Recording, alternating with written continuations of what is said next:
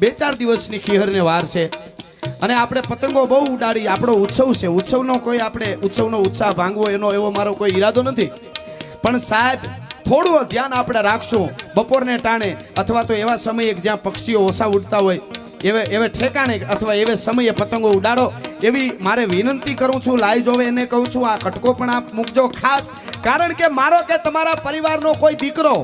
કે કોઈ બેન દીકરી કે આપણા પરિવારમાંથી મહેનત કરીને વિઝા લઈને આપણે વિદેશ મોકલી અને પછી પાછું ન આવે અથવા એના કંઈ ખરાબ સમાચાર આવે, માતાજી દ્વારકાવાળો ન થવા દે તો આપણી શું જ દશા થાય. આજે સાહેબ આ સિઝનમાં હજારો લાખો પક્ષીઓ વિશ્વના દેશોમાંથી ભારતમાં આવે છે. ગુજરાતના દરિયા કિનારા આપણને મળ્યા છે, રણ મળ્યા છે, પાણી જંગલ મળ્યા છે, અહીંયા બહુ પક્ષીઓ આવે છે આ સમયમાં અને એમાંથી 1-2 પક્ષી હજારો પક્ષીને આ નુકસાન થાય. હું તો ખાલી આમ તમને દાખલો આપું, અમુક પક્ષીઓ છે એ કપાઈ જાય, દોરમાં આવી જાય અને બીજા પક્ષીઓ પાછા જાય, અમુક એના પરિવારી પક્ષીઓને વિદેશમાં મૂકીને પક્ષીઓ આવતા હશે, એની શું દશા થતી હશે એ આપણા પરિવાર ઉપર નજર નાખી કોકદી જોઈજો. એટલે વિશ્વમાંથી પક્ષીઓ આવે છે સમગ્ર ગુજરાત અને જ્યાં જ્યાં પતંગના ઉત્સવો થતા હોય એમને એક દ્વારકાવાળાના સાનિધ્યમાં બેઠો છું, ઉંબલ પરિવાર, અને આજે આવો સાંસ્કૃતિક કાર્યક્રમ છે એટલે કહું છું કે પક્ષીઓ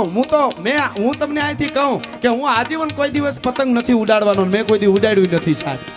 એનો અર્થ એવો નથી કે આપણા ઉત્સવો ઓલા છે ખરાબ છે, ઉત્સવ ઉજવો પણ એનું કંઈ પ્રમાણ હોય. થોડી વાર તમે અડધી કલાક બપોરને ટાણે કે એવો તડકો હોય ત્યારે તમે ઊભી અને આનંદ કરી લ્યો, ઉત્સવ કરો, પણ સાહેબ